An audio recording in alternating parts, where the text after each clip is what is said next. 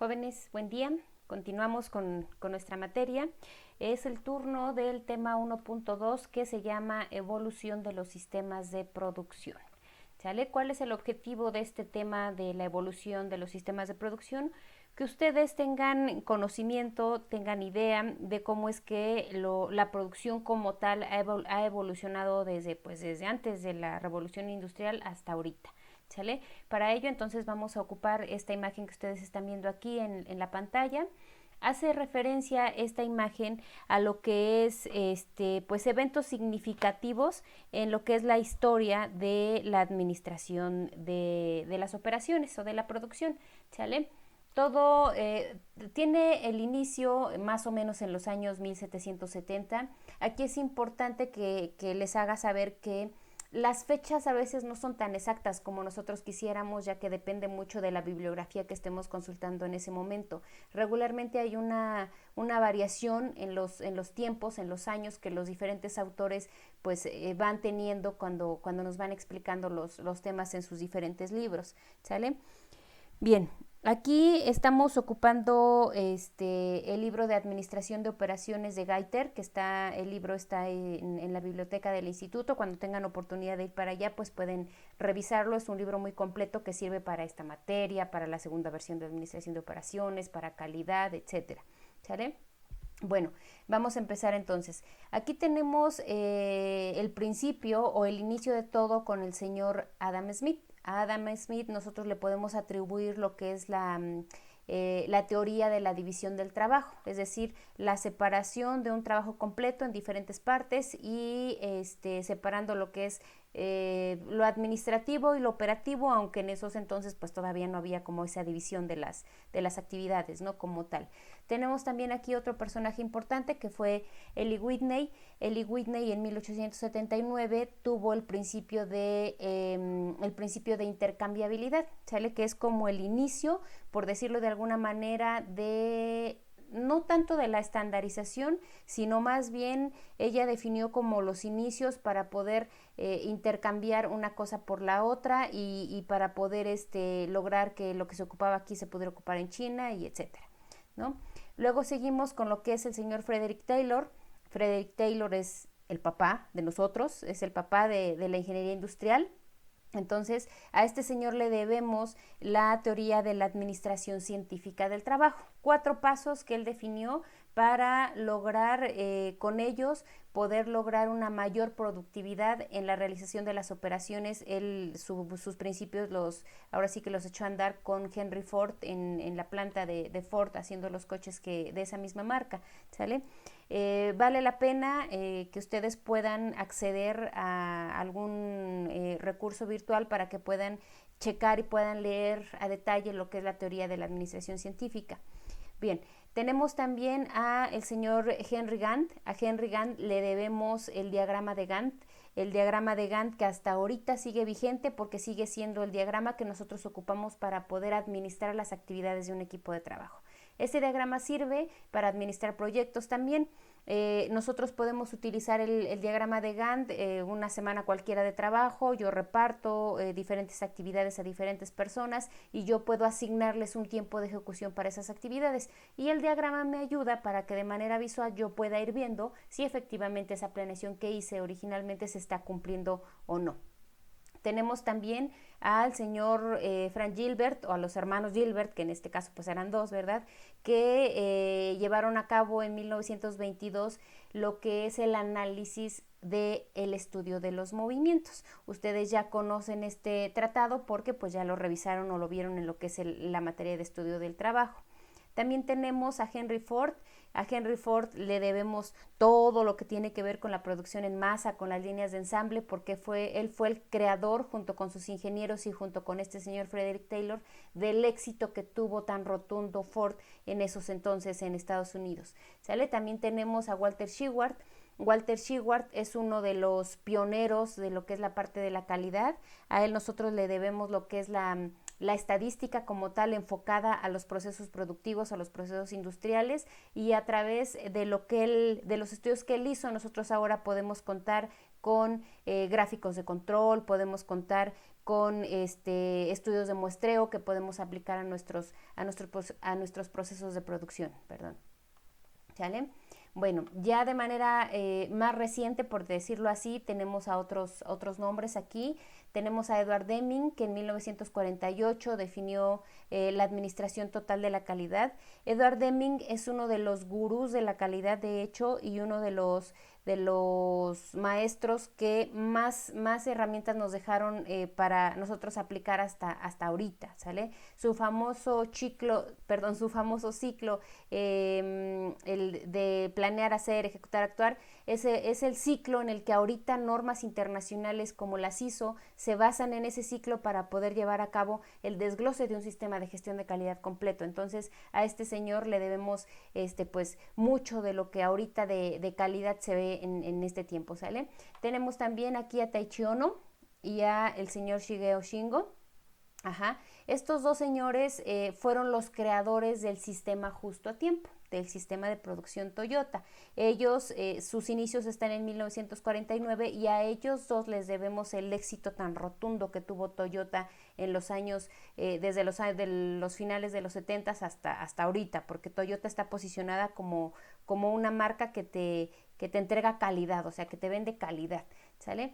Y de ahí otras herramientas que se han ido diseñando con la finalidad de que nosotros podamos tener o podamos llevar a cabo, mejor dicho, la administración de operaciones de una manera más sencilla, ¿sale? Por ejemplo, las rutas PERT y CPM que ustedes van a conocer ahorita en su materia de administración de proyectos, pues es una de las que surgieron en 1950 y tantos. Tenemos también el MRP, que es la planeación de los requerimientos de los materiales. Este tema ya se ve en la siguiente versión de administración de operaciones.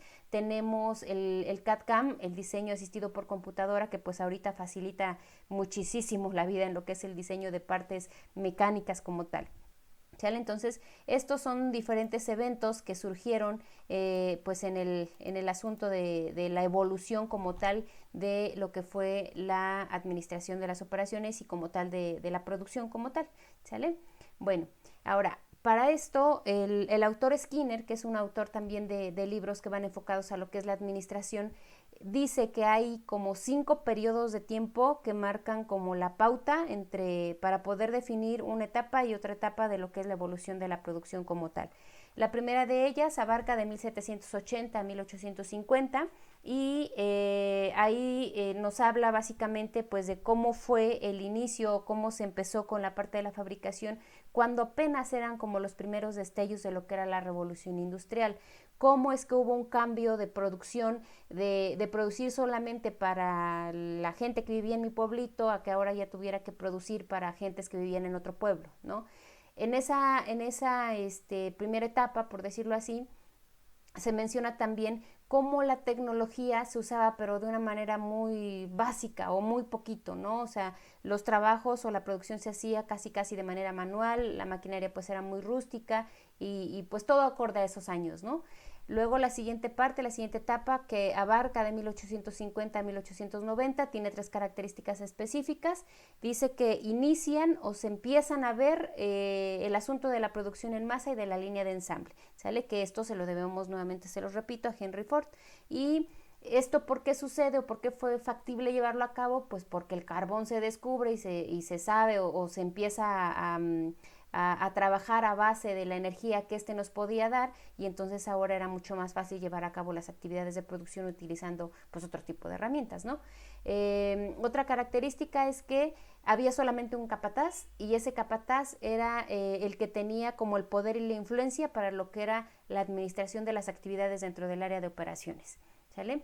El siguiente periodo abarca de 1890 a 1920 y en este periodo es cuando surge por primera vez el término gerente de producción. Ya no era capataz, ahora ya era un gerente de producción el que estaba encargado de la administración de las actividades que se llevaban a cabo en el área de operaciones, ¿sale? Aquí es cuando también empieza a tener mayor fuerza o se aplica, ¿no? Ya como tal la teoría de la administración científica de Taylor, Y a partir de esa teoría empezaron a surgir los especialistas. Se hace una división del trabajo y entonces ahora ya el que hacía pintura, soldadura y ensamble ya nada más se dedicó a la pura pintura. Entonces ahora se convirtió en el experto en pintura, ¿no? Y así para cada una de las actividades. Otra etapa que fue de 1920 a 1960, aquí nos dice que pues en ese periodo de tiempo fue la era dorada para la industria de Estados Unidos. ¿Por qué? Porque en esta etapa, en estos años, fue cuando Henry Ford logró el boom con su empresa, ¿sale? Fabricando su carro modelo T, que fue un éxito rotundo y que toda la gente en Estados Unidos tenía un Ford T, porque él se enfocó en la producción en masa, y al hacer producción en masa, él logró bajar los precios de los coches. Entonces ahora casi cualquiera podía tener un coche en su casa, podía tener un coche para su familia. Entonces eso hizo que la industria en Estados Unidos pues tuviera un repunte, ¿no? Todas las empresas que le proveían de algo a Ford pues tenían trabajo. Si Ford tenía trabajo, todas las empresas tenían trabajo. Entonces eso fue muy importante para el asunto de la economía en Estados Unidos, ¿vale?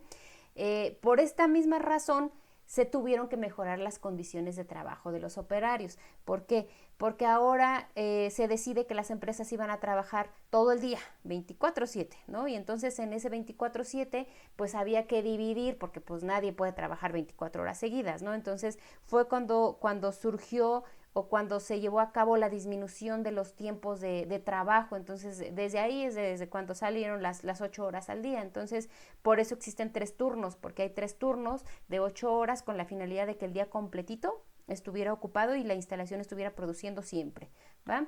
En ese mismo periodo, en ese mismo lapso de tiempo, se empezaron a utilizar ya modelos matemáticos para facilitar lo que es la administración de las operaciones.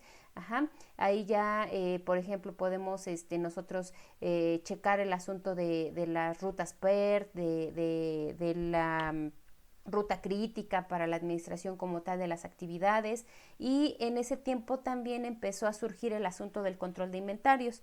El asunto del control de inventarios, el control de calidad con Walter Shewhart y con algunos de los filósofos de la calidad como Deming.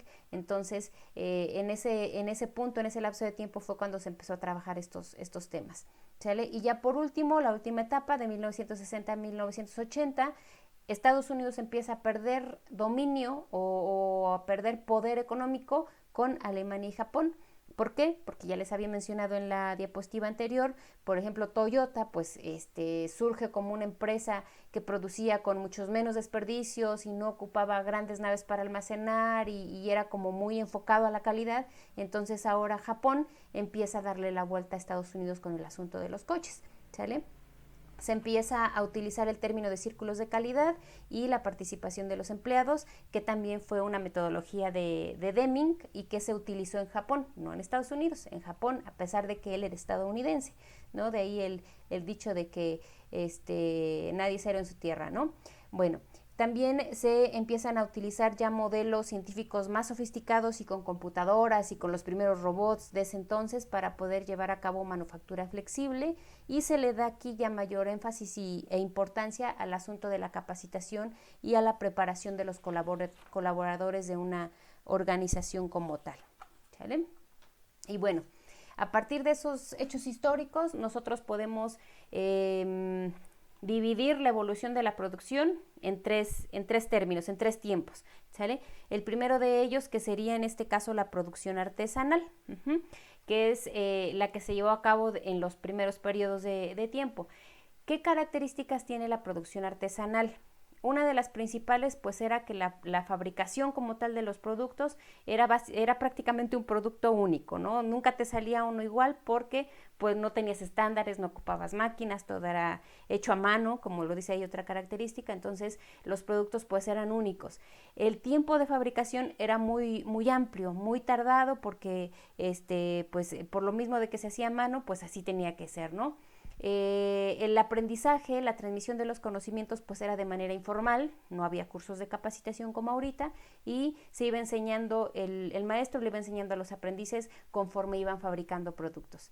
El uso de las materias primas pues era básicamente autóctono, Es decir, lo que se producía aquí en Zacatlán se producía a partir de materias primas que estaban aquí en Zacatlán, porque pues no podíamos trasladar materia prima de un lugar a otro porque todavía no había como la movilidad, ¿no?, que se necesitaba, el poder trasladarte rápido de aquí a Puebla o así. Entonces, por eso es que la utilización de las materias primas era básicamente del mismo lugar donde se estaba fabricando, ¿sale? Bueno, la siguiente etapa, producción en masa, es la segunda etapa, producción en masa.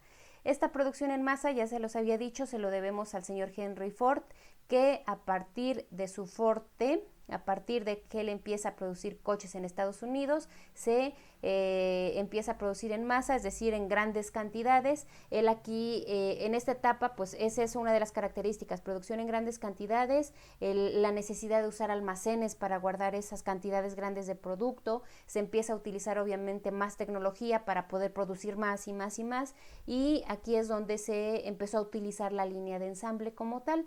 La línea de ensamble de Ford en ese entonces pues consistía en una serie de ganchos, ¿no?, así como los ganchos en los que se cuelga la carne, ganchos así que giraban, ¿no?, en una banda y se iban moviendo y se iban moviendo, y entonces las piezas del carro iban llegando a los ensambladores y no los ensambladores llegando a las piezas del carro, ¿no? Entonces así es como se inició con las líneas de ensamble.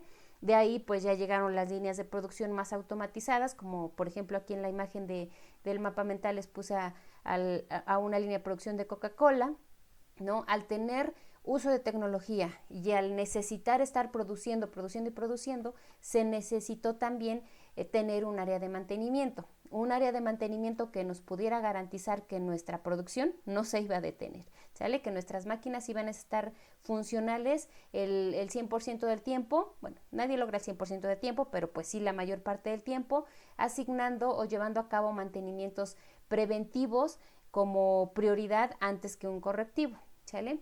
Otra característica de esta etapa es que se lleva a cabo, aquí es cuando se inició o cuando se potencializó, por decirlo así, el uso del análisis del tiempo y del movimiento, con la finalidad de que nosotros lográramos que en el mismo tiempo produciéramos mayor unidad de producto, ¿sale? También aquí pues para esa misma administración de nuestra línea de producción utilizamos los diagramas de Gantt, y obviamente pues las teorías de la administración científica del trabajo de Taylor y pues todas las aportaciones que nos dio el ingeniero Henry Ford, ¿okay? Y por último, la tercera etapa, que es la manufactura esbelta. Los pioneros de la manufactura esbelta pues son Taiichi Ohno, este señor es Taiichi Ohno, y Shigeo Shingo, que es este señor.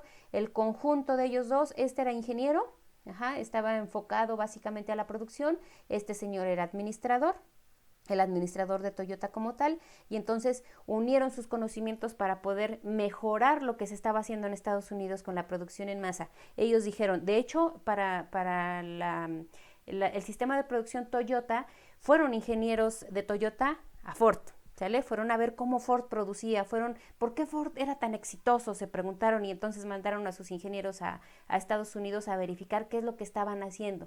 Entonces, en ese viaje, en ese análisis al sistema de producción de Ford, ellos se dan cuenta que en Ford se desperdiciaba mucho. Y hablábamos de desperdicios, de muchos tipos de desperdicios, ¿no?, que aquí ahorita los vamos a explicar.